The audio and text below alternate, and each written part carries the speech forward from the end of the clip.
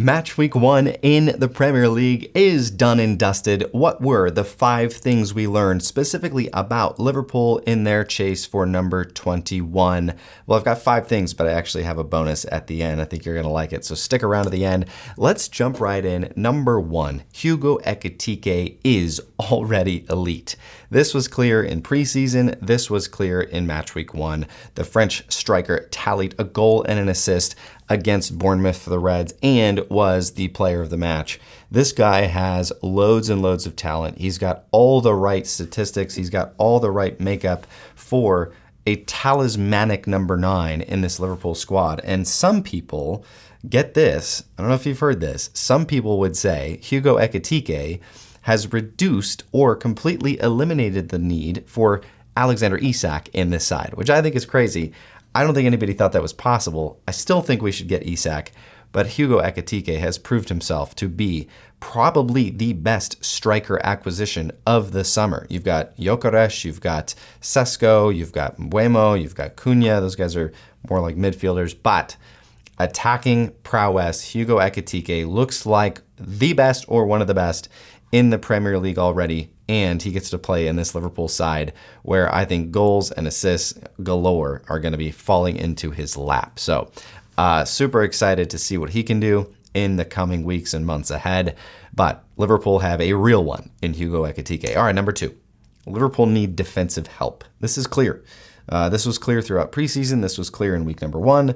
Liverpool need a lot of help on the defensive side. That's not to say our defenders are bad, but there's clearly a need for reinforcements, and I think Mark Guehi would give the Reds those reinforcements. I really do, and I think this is going to happen. I think Liverpool are going to go get this guy because I think the deal is just too good to be true for Mark Guehi. A fantastic, solid, one of the Premier League's best defenders at the price point of maybe 30 to 40 million pounds.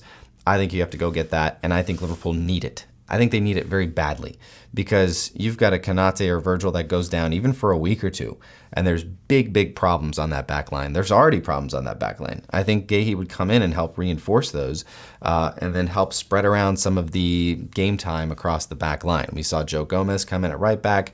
We saw Endo playing right back. We need some help in a big way on that back line. Number 3. Okay, I've seen a lot of people go back and forth on Florian Wirtz and his week 1 performance.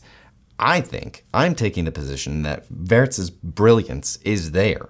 It is. Early on in that match against Bournemouth, he was making flawless runs. He should have been picked out by his teammates. He wasn't. They didn't find him. They're not used to a player of his quality in that position making those forward runs.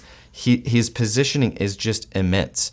If you go back and watch the game itself and you just watch Florian Wirtz, you are going to see a player that is constantly finding pockets of space, constantly making runs behind the defenders. He is so intelligent in that area of the game. I think it's only a matter of time. And I think Arneslot's going to say, let's go watch some film and let's see where we missed Florian's runs. Because my take on that game was, yeah, Florian Wirtz didn't look good. He had some poor passes. He had some poor possessions. He was, the ball was taken off of his feet. He misplaced some passes. But when your teammates aren't finding you in those pockets of space, when they're not finding you when you're making brilliant runs, that's going to affect. And I think Florian Wirtz started to change how he played because he was noticing that his teammates were not finding him in the right positions. So once time irons out some of those fine details for Florian and his teammates, I think it's going to be brilliant. I think Florian Wirtz is going to be a fantastic player for Liverpool because the brilliance and the technical and the mental side of the game is elite. So it's going to come. Okay, Mo Salah. This is the Salah that we have now at Liverpool. Very poor throughout the game, disappeared for 75 to 80 minutes of the game, would get the ball at his feet and give it away. The passing was just kind of mind-boggling at times. But you get a moment or two of brilliance in the game, which oftentimes is the difference. And that's the Mo Salah we have now, and I think that's the Mo Salah we need to be used to and expect. I'm probably going to get slandered for this in the comments. I think I'm going to get hit hard in the comments, but it's true. You watch a game like that against Bournemouth, and Mo Salah was poor. He was poor. The ball at his feet, he's making strange passes into the defense. He can't beat a defender anymore. He just doesn't have the legs for it, and that's okay. I think he's adapted well to that part of his game. Makes good runs, obviously. The forward pass by Alisson to Salah, reminiscent of incredible goals in the past. You can see he just doesn't have the legs anymore. But this is the Salah we have now. You know, he's a brilliant, brilliant playmaker when it works. And when it works is 1 to 2 times per game. And I think that's okay for Liverpool. I think arneslot is counting on that. Across 95 minutes in a football match, I think arneslot is saying we will take the probability that Mo Salah is either going to score or assist for this team. And that's good enough for Slot, and it's good enough for Salah. And I think he's going to continue to fill up the stat sheet. And that's good. It's frustrating for 80, 85 minutes of a match.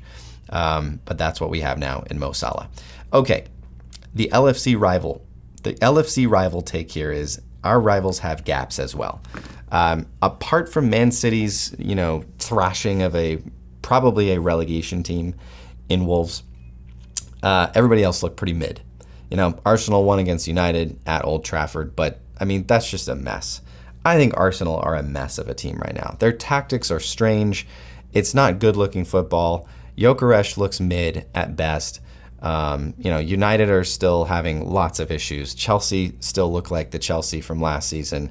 Apart from City, that was a pretty uninspiring first weekend for Liverpool rivals, which is great. It's great for Liverpool because they haven't figured it out yet, and I think Liverpool probably look pretty similar to how they looked last year, where they can control the game, they can get up by a goal or two, they can sit back, they'll probably concede, they'll concede again, and then they'll come out with a late winner. I don't like that. I'd rather just control the game, score 3, and then we can cruise. But that's just not how Arne Slot is doing things. It worked last season, and I think it's going to work again this season. Okay, are you ready for the bonus? This is the 6th thing, and I think this, out of all of these, is probably the most factual, okay? We are cooking with this kit. We are absolutely cooking with this beautiful Adidas home kit for Liverpool. I don't think anyone can dispute it. This thing is absolutely brilliant, and I think it is going to look incredible this season in pictures just like this, where players are celebrating goals, celebrating wins. It's just absolutely beautiful, and I think Liverpool have actually absolutely cooked in congruence with Adidas. Let me know what you think in the comments.